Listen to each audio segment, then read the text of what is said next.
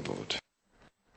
პირველი საჯარო სკოლის მოსწავლეთა კვებაზე დღეიდან კომპანია გოგლი მოგლეიზრუნებს. კომპანიის წარმომადგენლები სკოლის სასადილოს საკვები პროდუქტებით მოამარაგებენ. ადგილზე თანხას ბავშვები პლასტიკური ბარათებით გადაიხდიან. ბარათები მათ ლიბერტი ბანკმა დაუმზადა. ლილი გოგოხი ასრება პრეზენტაციას პირველ საჯარო სკოლაში. ლილი, გისმენთ. დიახ, ეს არის უკვე მე-9 საჯარო სკოლა, რომლის სასადილოს მომარაგებაზეც კომპანია გოგლი მოგლეიზრუნებს.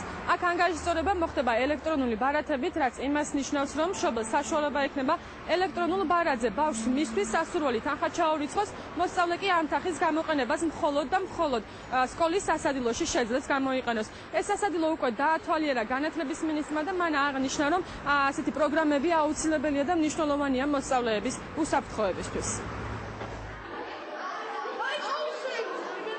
ძალიან მნიშვნელოვანი არის ორი მიზეზის გამო. პირველი, ეს არის უსაფრთხო სკოლა, როდესაც ბავშვებს არ სჭირდება ნაღდი ფულის ტარება ჯიმით და მეორე, ეს არის სკოების ძალიან მკაცრი კონტროლი და სტანდარტი, როდესაც მშობელს აქვს აბსოლუტური გარანტია იმისა, რომ ბავშვი ჭამს ძალიან ხარისხიან საჭმელს. გოგლი მოგლი არის ყველა იმ პროდუქტზე პასუხისმგებელი, რაც შემოდის ამ სასადილოებში, ანუ იმ 8 სკოლაში, სადაც ჩვენ ვართ წარმოდგენილი.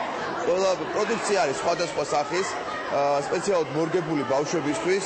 ძალიან მაღალი ხარისხის, არის ტკბილეული, არის ფუნფუშები, ანუ ყველაფერი ის, რითიც შეიძლება ბავშვს დაუშვათ სწრაფად იკვებოს.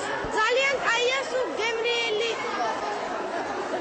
საქმეს არიგებნა ძალიან კაი მომსახურებაა კიდე. ეს ბარათები ლიბერტი ბანკმა ბავშვებს უსასყიდლოდ დაუმზადა. ამ ბარათების გამოყენება სკოლის სხვა სკოლებში უკვე ეტაპობრივად იქნება შესაძლებელი. ეს ხოპერდაბერი ჩართო პირველი საჯარო სკოლიდან და ლილი გოგოხია.